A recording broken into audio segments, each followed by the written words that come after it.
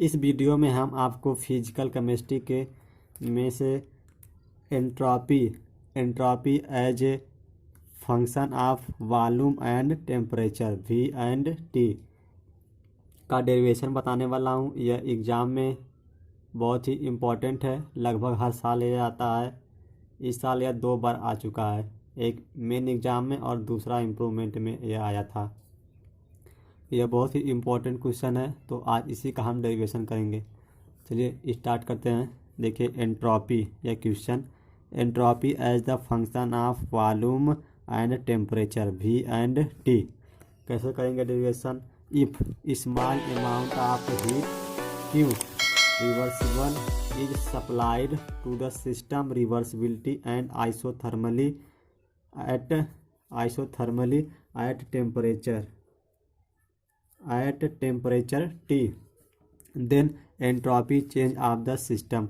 यदि हम किसी सिस्टम को स्मॉल अमाउंट में हीट सप्लाई करते हैं, क्यू REV का मतलब रिवर्सिबिलिटी एंड आइसोथर्मलिटी।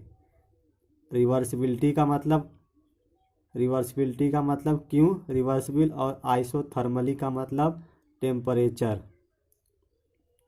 कहने का मतलब कि यदि हम किसी सिस्टम को स्मॉल अमाउंट में हीट सप्लाई करें reversibility and isothermally at temperature T then entropy change of the system, तब उस सिस्टम की एंट्रोपी क्या होगी,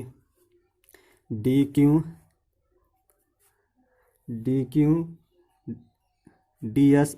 यह entropy change of the system entropy है। DS का मतलब चेंज इन एंट्रोपी। हम रिवर्सिबिलिटी हीट सप्लाई कर रहे हैं तो Q मतलब हीट, REV मतलब रिवर्सिबिलिटी अपॉन T। यह क्या है, चेंज इन एंट्रोपी या entropy change reversibility and isothermally. इसको समीकरण, इट मीन्स इक्वेशन 1। अब according to first law of thermodynamics,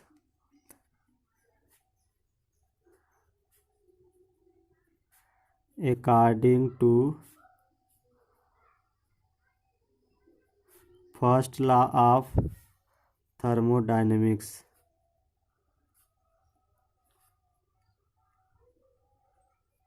first law of thermodynamics क्या होता है, हमने इसके पहले आपको फर्स्ट लॉ ऑफ थर्मो बताया था। तो DQ बराबर DE माइनस DW वर्क। अब हम यहाँ रिवर्सिबल प्रोसेस में पढ़ रहे हैं, तो यहाँ पर यह हीट है, स्मॉल अमाउंट में हम सिस्टम को हीट दे रहे हैं, तो आप यहाँ चाहे तो REV लिख दें, क्योंकि हीट जो हम रिवर्सिबिलिटी दे रहे हैं हमने आपको बताया था, तो यहाँ रिवर्स, या आप एक लाइन और लिख सकते हैं, फॉर रिवर्सिबल प्रोसेस। बुक में आपको ऐसे ही दिया है, फॉर रिवर्सिबल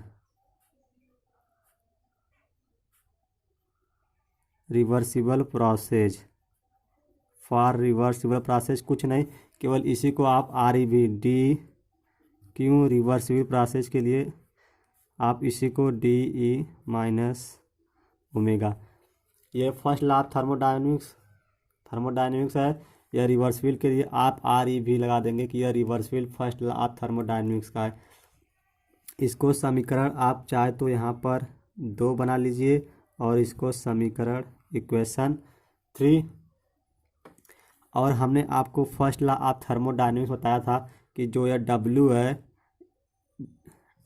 W वर्क जब निगेटिव हो तो work done by the system, तब वर्क सिस्टम कर रहा है। और DW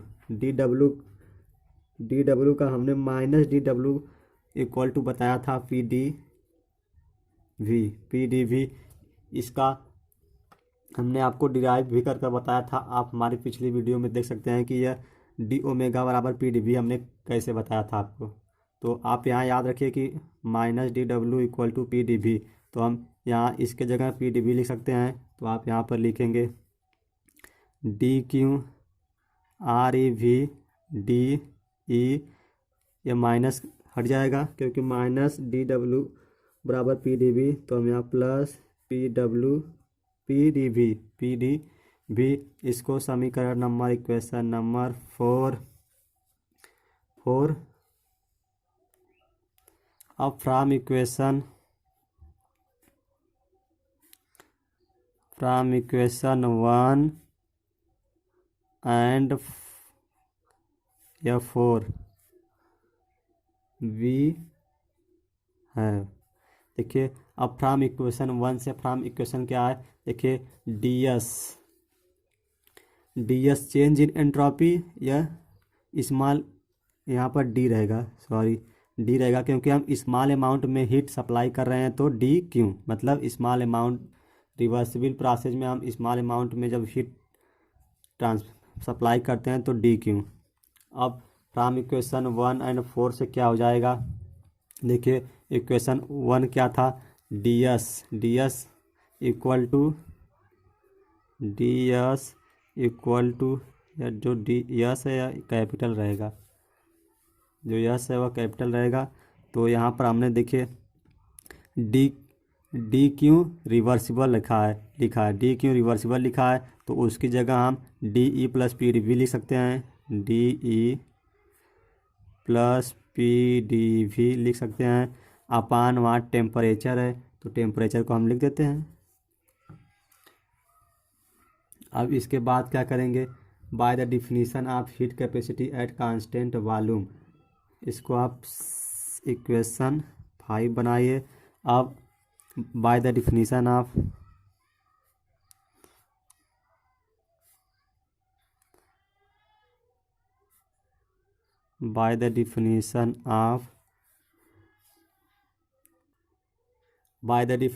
heat capacity at constant volume, then heat capacity और कांस्टेंट वॉल्यूम, या सी हीट कैपेसिटी और भी volume, heat capacity at constant volume हमने आपको बताया था, heat capacity at constant volume C V बराबर डी ई अपान टी होता है, अपान डी टी होता है। यह भी हमने आपको प्रीवियस इसके पहले वीडियो में बता चुका था। और यहाँ पर देखिए सी भी यह इधर गुणा जाएगा तो C V D T equal to D E हो गया ना। इसको equation number 6 for ideal gas, equation number 6 के बाद अब फॉर 1 मोल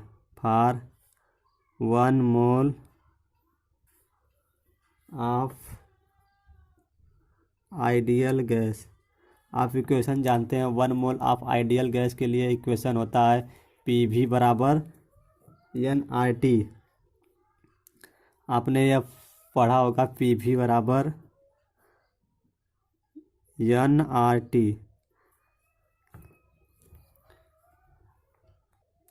देखिए यहाँ पर n जो है नंबर ऑफ n मोल के लिए, लेकिन हम यहाँ 1 मोल के लिए निकालेंगे तो n की वैल्यू हम यहाँ 1 रख देंगे। तो क्या होगा, जब हम n की वैल्यू 1 रख देंगे तो हमारे पास पी वी बराबर आर टी आ जाएगा, तो यहाँ P बराबर आर टी, यह यहाँ भी जो मल्टीपल में यहाँ आएगा तो डिवाइड हो जाएगा। और इसको इक्वेशन नंबर हम मान लेते हैं, इक्वेशन 6 बनाए थे, यहाँ इक्वेशन यह 7 हो जाएगा। अब putting the value of del E and P in equation, यह पी और इसके पहले हमने डेल ई की बताया था, यानी इक्वेशन 6 और 7 की वैल्यू हम इक्वेशन 5 में पुटिंग कर देंगे। तो लिखेंगे आप putting the value of equation 6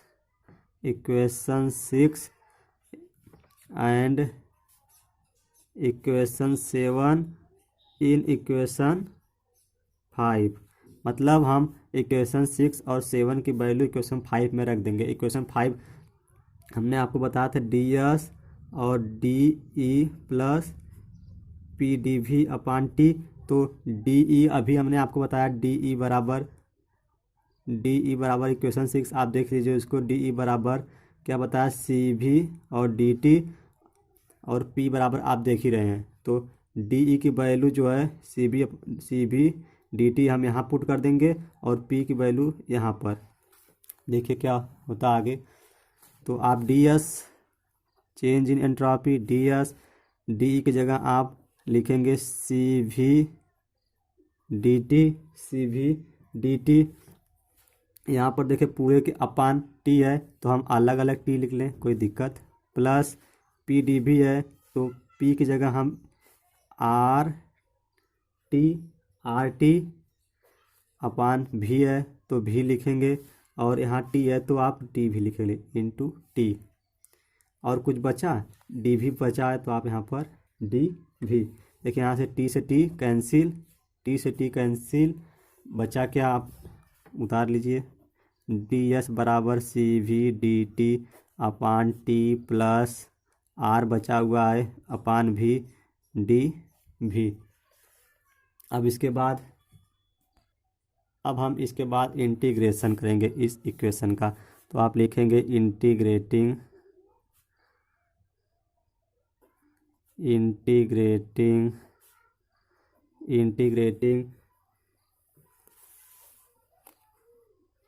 above equation between yes मतलब entropy S1 and S2, S1 से लेके S2 और T1 से लेकर T2 और एंड V1 से लेके V2 तक हम इसका जो है इंटीग्रेशन करेंगे। V है इंटीग्रेटिंग, आपको इंटीग्रेशन आना चाहिए। तो फिर डी एस का हम इंटीग्रेशन करेंगे। यह डी एस इसका इंटीग्रेशन S1 से लेके S2 इक्वल टू यस जो सी भी आपका कांस्टेंट है यह बाहर चला आएगा तो बचेगा क्या, डी टी अपान टी। इसका हम T1 से T2 तक इंटीग्रेशन करेंगे।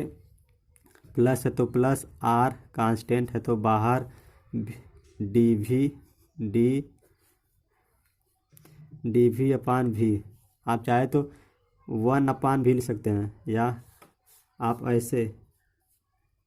ऐसे भी लिख सकते हैं, लेकिन कोई ज़रूरत नहीं है। आप ऐसे समझिए कि वहाँ 1 अपान भी में इसका हम V1 से V2 तक इंटीग्रेशन करेंगे।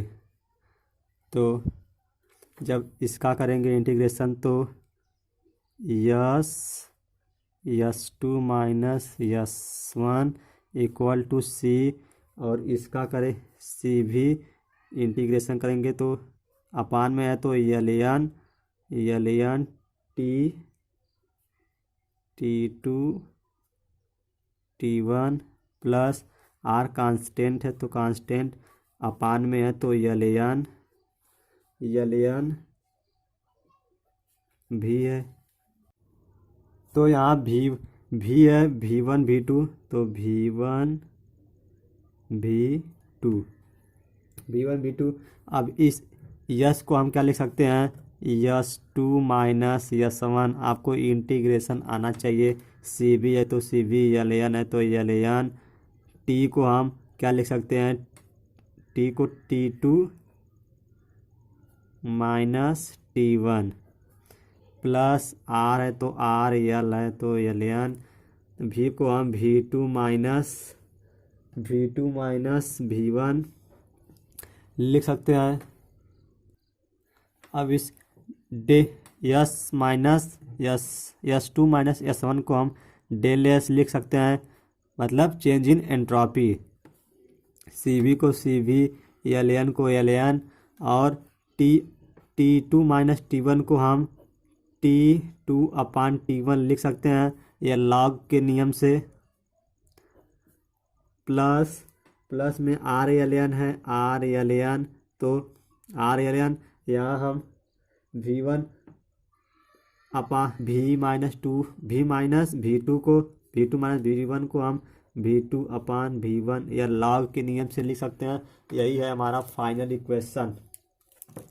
यह रहा आपका फाइनल इक्वेशन। यदि आपको कहीं भी दिक्कत हो, नहीं समझ में आया तो आप कमेंट करिए, और यदि वीडियो पसंद आई हो तो आप एक बार लाइक कर दीजिए, और चैनल पर नए हैं तो सब्सक्राइब कर लीजिए। इसके बाद हम एंट्रोपी और दूसरी डिफिनेशन और इसका डेरिवेशन बताएंगे।